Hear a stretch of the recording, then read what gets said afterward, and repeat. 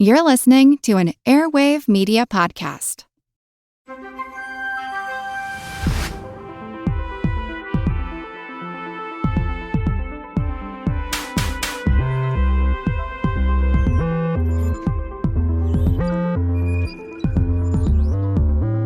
Welcome to Unbiased Science, where we bring scientific method to the madness. We're your hosts, Dr. Jess Dyer and Dr. Sarah Scheinman. And today we have not one, but two very, very special guests. We'll introduce them in just a moment to talk about something that is long overdue on the pod, which is health equity and how to make science equitable. Unfortunately, that has become a little controversial of late, but it is certainly an extremely important topic. So we'll get into that in just one moment.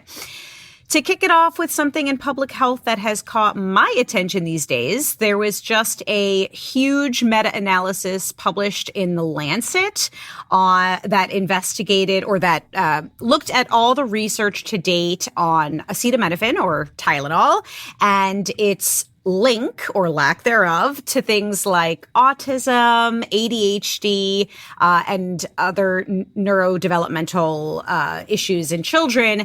And it affirmed what we have been saying, which is that there is no evidence of any causal link between Tylenol and these outcomes. And we actually wrote this up on social media, and we'll be doing more coverage of this topic. But I think the crux of the issue is that it's very difficult to disentangle the reason why the person took Tylenol. Is it the underlying fever or pain? Is there something different about people who are more likely to take Tylenol than those who are not? And whether those factors that we call confounders are perhaps driving those outcomes. So this review, once again, really strengthened our confidence that Tylenol does not cause those things. And if you are pregnant, this is a conversation to have with your OBGYN, with your clinician about whether it makes sense to take Tylenol. And of course, the guidance remains that you want to take the lowest dose for the shortest duration. And that goes for all the things, right? So, all right. Well, that's my public health 2 cents for today. Sarah, can you introduce our two guests? Yeah, I just want to say one quick thing on this Lancet meta-analysis too. I think what it really highlights is the importance of well-designed research studies, which is why I'm so excited about our discussion today on health equity, because a well-designed research study inherently is going to involve health equity and the topics that we're going to be discussing today. So having said that, I'm very excited to announce our two fantastic guests. First up, we have Kate Wallis, MD, MPH. We were just talking offline. She's an old friend of Jess's from grad school, a bit of an underachiever with those double degrees. But she is a developmental behavioral pediatrician out of Philadelphia. As a clinician, Dr. Wallis helps care for children with neurodivergence, including autism, ADHD, and other intellectual and developmental disabilities. Dr. Wallis is also a health equity scientist who studies the identification of and care for children with developmental disorders and autism. She is the winner of the 2024 Early Career Award from the American Academy of Pediatrics Council on Children with Disabilities. Kate, welcome to the pod. And then up next, we have Kate's lovely coworker, Diana Montoya-Williams, who is a neonatologist and also a health equity scientist out of Philadelphia as well. She studies maternal and infant health outcomes in the U.S., including a focus on how policies impact child health. She is also deeply interested in ways to make medicine and science research more equitable. Diana, welcome to the pod. Thank you for having us both. So excited. It's such an amazing podcast. So we kick off every episode with the same question, right? Which is, what is something in the news that has caught your attention and why should people care about it? So Kate, do you want to jump in? Sure. Well, just yesterday, South Carolina announced 88 new measles cases, which we all know is a vaccine preventable illness and is not to be taken lightly, causes a lot of morbidity and mortality to children. And it's just something that we thought we had conquered years ago. And this really resonates for me. I have a almost 4-year-old who got her first MMR vaccine at 12 months, as vaccine schedules recommend. And my win for the week is that I was able to schedule her for an early second MMR vaccine because we'll be traveling this spring. And it just calls to mind that, as pediatricians who have seen vaccine preventable illness and what it can do to children and families, I wish people could have an insight into the conversations we have among each other on how can I get more vaccine for my own kids to keep them safe and protected? And so lifting the lid on that discussion a little bit to say, I am eagerly awaiting a second dose that'll just up my child's immunity to measles and help protect her. Love it. Love it. And, Sarah alluded to this, but I just want to say one more time how special this is to have Kate on the pod. Kate, we were doing math, and it's a little bit scary that it's been almost 20 years ago that we met. I remember sitting in the classroom across from you when we were both doing our MPH. And then Kate was also in medical school with Ethan, my hubby. And so this is just a really special episode. And I know it's not the focus or the topic that we're tackling primarily today, but Kate has done some incredible work in the autism space. And I remember that was a research interest for you back then. So just so proud of you. And this is going to be a great conversation. So glad to be here. Thank you so much for having us. So you two can you tell us a little bit about your work? Something recently, didn't you just work on some research, or you put something together to help us make science more equitable? Can you tell us a little bit about your work? Sure, absolutely. I actually, since we're on this podcast, would love to tell the story of the true origin stories of this. Oh, and please do. You can correct my details if I get it wrong, but I see the origins of this project as, two people who are so deeply interested in very similar concepts, but work in different fields, and we do different things within academia. And Kate was years ago teaching a course, a public health course at our university, and invited me to be a guest speaker. And I don't even remember, to be honest, what the true ask of the guest lecture was, but because we're both so interested in some of these meta topics around research, right? Like she studies developmental behavioral pediatrics and outcomes related to children who see her in clinic, and I study babies in the NICU and the moms who deliver them and the birthing people and the pregnancies. But we still overlap over kind of how science is done in general when we think about communities that are made vulnerable by social structures, by policies, by big things, and also interpersonal things. Like, how do we take care of these communities in medicine well? And then how do we as scientists do it well? I designed a lecture that for some reason related to concepts around papers that I'd seen, that I was reviewing myself as a scientist. As you know, we do peer review for research. And then another paper that I'd read and some of these papers where I was worried about what the ultimate message was going to be, or how things were framed or not framed appropriately as I was reviewing them, and wondering what is the downstream consequence of science that is not framed correctly, or that did not include this voice.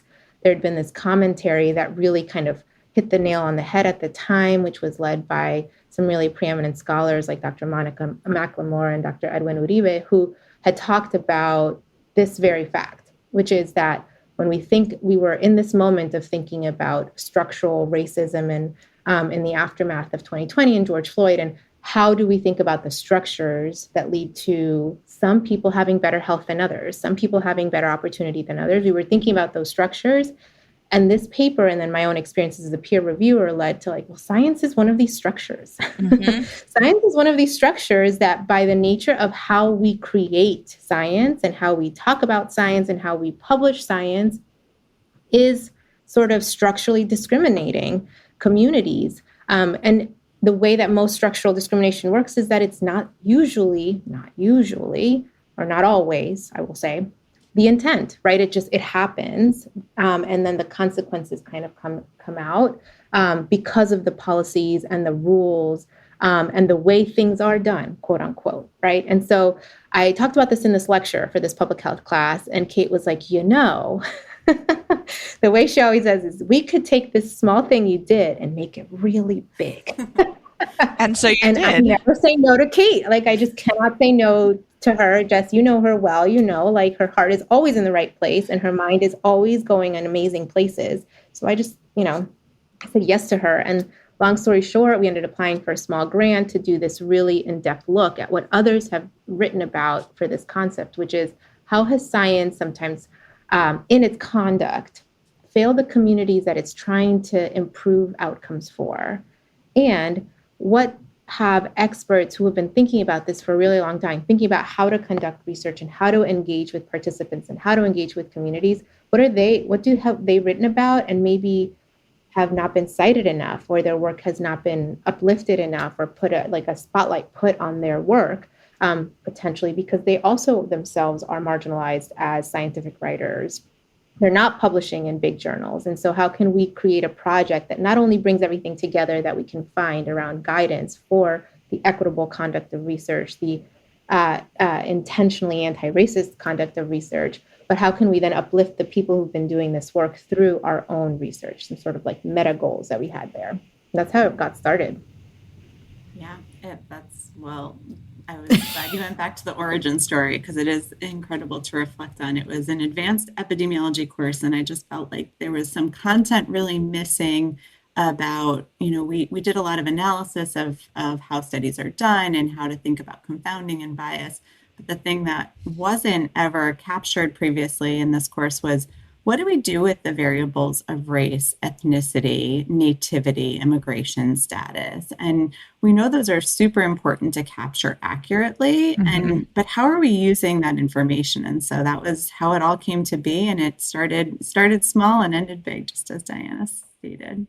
So you outlined some common mistakes that undermine research validity. So can you walk us through a couple of the maybe most egregious ones, or ones that stand out to you? Sure. And just to say, some of these things that we talk about now and that we now lecture on, these mistakes that we think undermine the validity, right? The goal that we're all aiming for as scientists, it came from that project that we were talking about, which was where we reviewed over 100 papers. We did this massive review with students. It was a big team. And we tried to include even researchers across the country to help us with that review.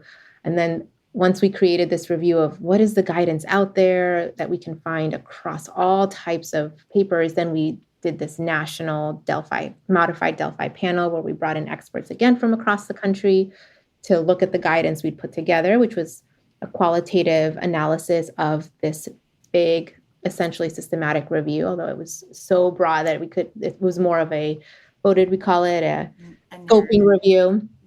And so then from both the review and the Delphi panel of experts is where some of these, what we now call common missteps in research. So I don't want to say this is like Diana and Kate think that people are making.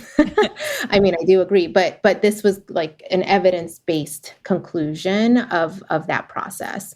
And I think one of the main things is what Kate just alluded to, and what really I had put into that initial lecture is that we know, I think almost everyone agrees and knows even now, that race and ethnicity, specifically those two variables, are really important to capture. But what we frequently see is evidence that there isn't really a contextualization of what they are meant to be collected for, right? Are we reporting them in our papers and in our table ones? Are we collecting it from participants and then reporting it in our table ones with an idea of what they might represent for our hypothesis, for the relationship between the exposure and the outcome that we set out to measure? Or are we just collecting this data because that's what's always been done, and then we put in table one and, oh my God, we found differences that we weren't expecting to find, and we're just going to leave them there in like a table and with like a p-value, and maybe we allude to them in a discussion, but there is no forethought about, if we find difference, if we're going to collect this, why? And if we find differences, what could that mean? And is there a framework for thinking about these relationships? Or are we just going to put this in tables and leave it totally uncontextualize it? And then readers are going to then infer things, because that's exactly what we see is people infer what racial differences might actually mean versus and ethnic differences, versus allowing the team that's been thinking about this exposure outcome relationship really closely to help guide that thought process. And so I think that's one of our most important conclusions of this study is that we're not saying that we shouldn't be collecting these variables. Like that's the opposite of what we're saying. I think what we want to make sure that research teams think about is, of course, you want to collect that. And for reasons that Kate can talk about, we certainly don't want to not collect that. Like it should be collected. It's interesting that you mentioned that table one thing, because I was just thinking like every single paper that I'm a neurobiologist by training, every single paper that I've ever read that contains human subjects, you're right. That first table that you see, it's like, who are these participants? And then you see the like race, ethnicity, and the number of participants in each of the different categories in the study. But then they never talk about it for the rest of the paper. It's just there. And then kind of like, well, yep, we reported it, and then like moving right along. And there's no context. You're so right. And the worst part is then when you find differences, right? Because I've definitely been brought into teams where that's not the research question, and then people find differences. They don't know what to do with it, right? And so then you're like, let's after the fact, like try to figure out what to say in the discussion, right? Which is better than like not saying anything, right? But I think that could use forethought in the study design stage of a project. So thinking about an applied example, and I wonder, Kate, if this is maybe where you were going, so I don't want to like ruin the punchline here, but taking it to autism, to the discussion about autism, and obviously, you know, this debate there, this question that we keep answering, you know, which is whether is there a link between vaccines and autism? And time again, the best evidence tells us no, there's no causal link. But when I've looked at some of the studies that claim to have found a link, they often don't account for, like, yes, they did the check the box exercise of, you know, yes, race and ethnicity, but they didn't account for access to care, which is so critical here because it means, you know, people are more likely to both get vaccinated, right, if they have access to care and they're interacting with the healthcare system. And because they're interacting with the healthcare system, they're also more likely to have a diagnosis of autism, right?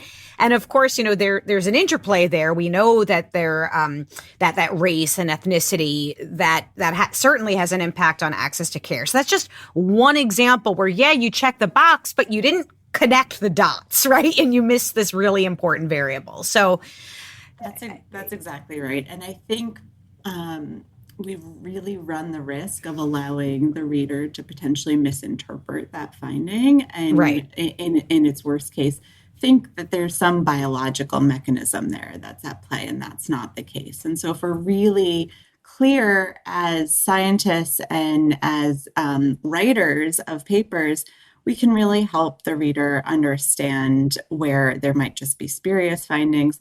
And really, what is it that we mean when we're talking about race and ethnicity? There's a lot that those variables can convey about lived experience. There's some overlap, although not 100%, with ancestry, which may have a more genetic or biologic component to it. Again, not a complete perfect overlap. And so we really have to be cautious about that as well.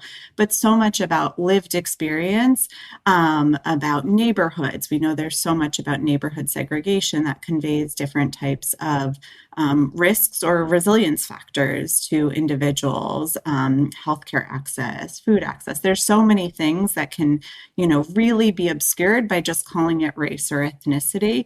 And so unpacking that, helping to really draw some of those distinctions and at least be clear if we don't know exactly what the mechanism is at play, we can help lay that out a little bit, but not allow our reader to really misinterpret the point of what we're trying to say and make those spurious connections.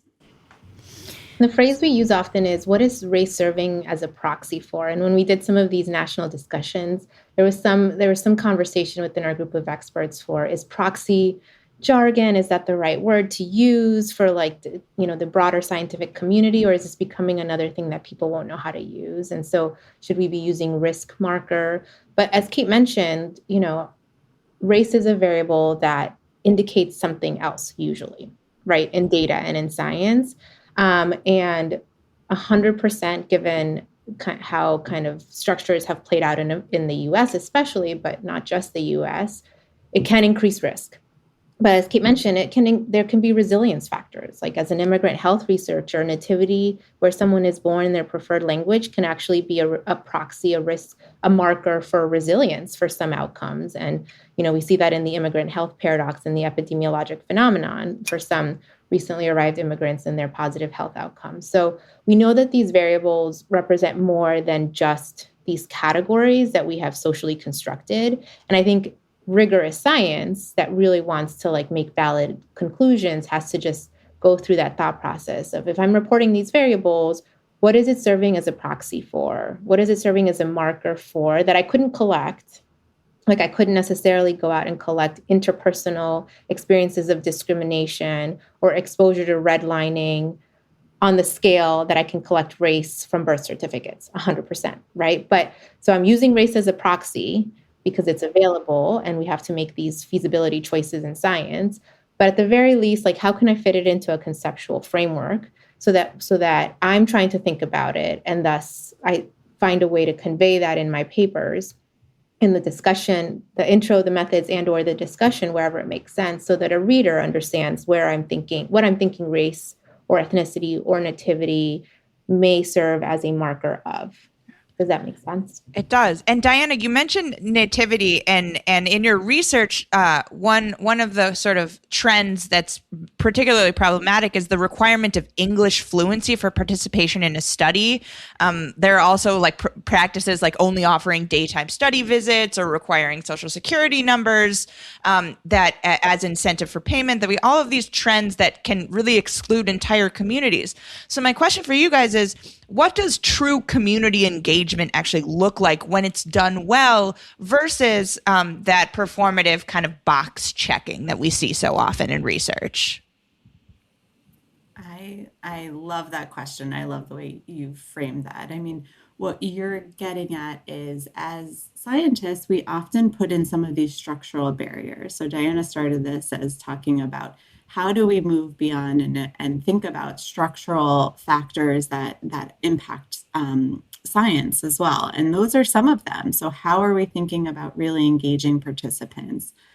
What became very clear from both our lit review and from our engagement with experts across the nation in this field is that there is one very clear way to counter some of this. And it's really to think about, how do we get representatives from the community on our team to help us think throughout all stages of research project design and development and conducting a research study. And so thinking about, you need someone who has that lived experience to be able to say, wow, that's not going to quite work for my community. Let's try it this way instead. Thinking about things, you mentioned social security numbers. Well, immigrant populations who don't have social security numbers are not going to be able to participate. And so, but that might not be something, we all have blind spots, and I want to acknowledge those. But people who are closer to the communities of interest that we want to gather information from in research are going to be able to tell us more about that. They also are going to be able to help us really think about how do we conduct science that's meaningful for the community, and then make sure we're disseminating it back to the people who participated and the communities that will be impacted. Because I think often in science and in academia especially, we write our paper, we get it in a journal, and then, we're proud, kudos to us, and that's the end of the story. And really, that is not exactly. Pat on the back to ourselves, and then we move on to the next thing, which is always there. But that is not helpful to communities. That's really can be quite exploitative, actually. And people who have participated in the whole process really want to know, what is this going to do in the end? How is this going to impact my community? And let's make sure we're sharing that information back in a way that is digestible. Like just, printing out copies of that peer-reviewed article are not necessarily going to be most digestible to the populations that we're trying to work with. And so how can we get out into the community in a way that really resonates with them? So we've been thinking about this sort of from the very inception of a project all the way to how do we get the findings out to the people that matter. I love that, like the full life cycle of research. Diana, you were about to say something. Sorry. Yeah, no. I obviously you can tell we're really passionate about this. Yeah. I think the other point that we try to make when we're talking about community engagement is that it's a concept that is actually applicable to almost every researcher who engages in human research. Because I think we think about community engaged research or community-based research, CBPR, and that's a type of research, a type of approach, a type of scientist, and it happens out there, like with this community outside of academia, my lab, my hospital, my clinic, whatever. But the way that we've really understood community because of this journey and this project is that it's just the group that the research is applicable to. So when you think about community in that way, every scientific question that engages in human health, disease, illness models, has a group that this is applicable to. And so there is a community voice to be found for almost every research question if you are thinking about that ultimate outcome of impacting human health and wellness and illness and disease. And so, but that takes a little bit of a mind shift, right? To say, okay, I'm working on an animal model for this particular disease process. You still have community voice. You don't have to go out into the community. You don't have to leave your lab to do your research projects, but maybe in some of your meetings, you do have representatives from the disease, from the community that is impacted by the disease to help you with thinking about how you recruit, how you collect samples, how you scavenge samples, how you approach families for the biospecimens that you need for your laboratory research, how you then create that infographic about what this science means, this animal model science means for the medication that we're trying to develop that you want them to then take and uptake later on. And so there's always a way to incorporate that voice, but it may take a little bit of outside the box thinking about, for my research question, what is the community and how can I engage? And oftentimes we don't have the answers, right? We're so used to okay, I have this question, I'm going to find the answer, I'm going to go into PubMed or whatever we use.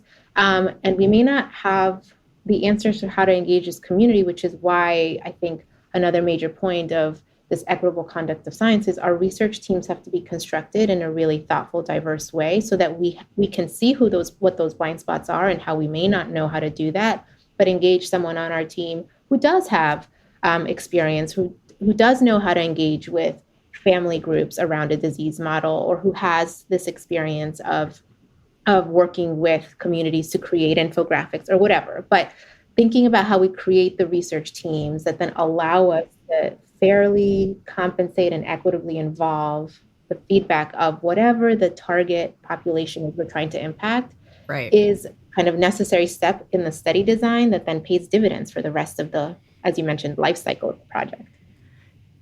So, go on.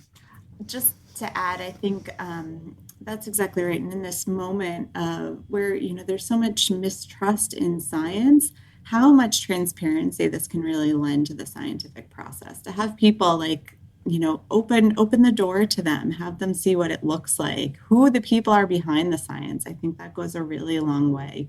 And I will say, my own work has been really transformed by this project and what we've learned from it. And we've been figuring out so many ways that have been just so rewarding to find community partners, to work with community partners. And we've been doing this on a range of different research projects that I'm a part of, including, just as Diana said, this shouldn't be siloed to just community-based participatory research sort of projects. Right. We have engaged community boards and community representatives in a new project we're doing. That's secondary data analysis. And we want to make sure that we're collecting, we're looking at the right variables and then interpreting the right variables, and then making sure at the end of that project, again, the community members help us figure out how to get that information out in a way that's meaningful and that's well received by the public generally. All right. Well, Kate and Diana, this has been really eye-opening. I think that a lot of people listening, including folks who conduct research, have a lot to learn. Thanks so much for doing this incredible work. Sarah, do you want to maybe ask our wrap-up question? Absolutely. So since Kate kicked us off, Diana, we'll have you answer this one. And we like to kind of end with a little bit of hope here at Unbiased. So what is something that is giving you hope right now, just in science and public health, in the world at large right now?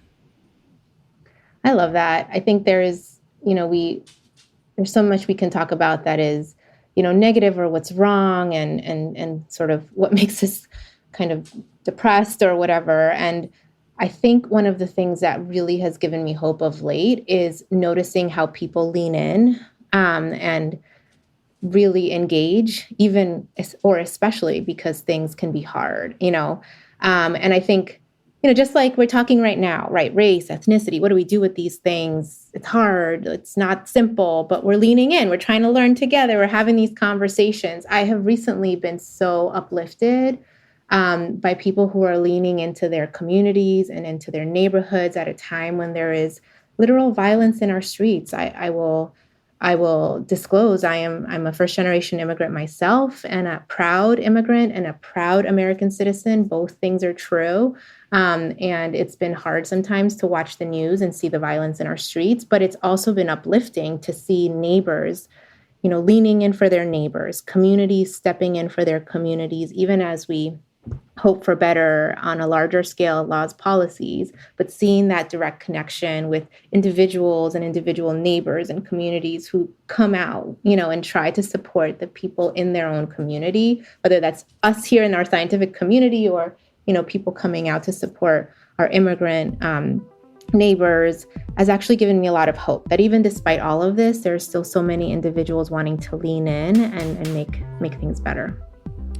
Love that. I love that we're ending on that note because, folks, immigrant populations are here to stay, and we need to start doing a better job of incorporating them into our research in a meaningful way and not in a box-checking performative way. That's what I got out of this discussion today. So thank you both again so much for joining us, and thank you all for tuning in. We hope you learned a thing or two. I certainly did. Please join us next week on your trusted source for no nonsense, just science.